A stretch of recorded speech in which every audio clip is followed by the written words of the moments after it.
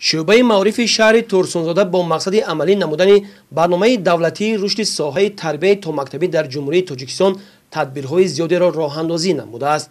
طبق برنامه مذکور امروزها در نزد مؤسسه‌های تا مکتبی شهر مرکزهای انکشاف کودکان تا مکتبی با فراگیری زیاده از 1000 نفر کودکان فعالیت نموده ایستاده است که در تیار نمودن کودکان خردسال به مکتب مساعدت می‌نماید. 320 نفر کودکان فعالیت دارند در 13 گروه. تعلیم و تربیت با 3 زبان گذرانده می شود: زبان تاجیکی، روسی و انگلیسی. مشغولیت ها از روی برنامه های دولتی گذرانده می شود.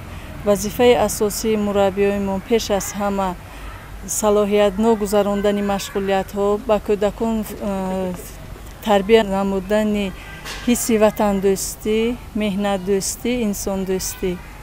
13 نفر مربیان کار و فعالیت میکنند. از آنها 5 نفرشون معلومات عالی دارند، قابلیت خوبی کاری دارند. در این سال 60 نفر کودکان ما باغچه را ختم کردند. با باوری کامل گفته میتوانم که الکی بچه‌های ما برای آموختن مکتب تیار هستند. طبق اطلاع مسئولین شعبه معارف شهر ترسونزاده، همه مرکزهای عمل کننده با موادهای تعلیمی، لوازمات و تجهیزات، بازیچه‌های و موادهای دفترداری تامین می‌باشند.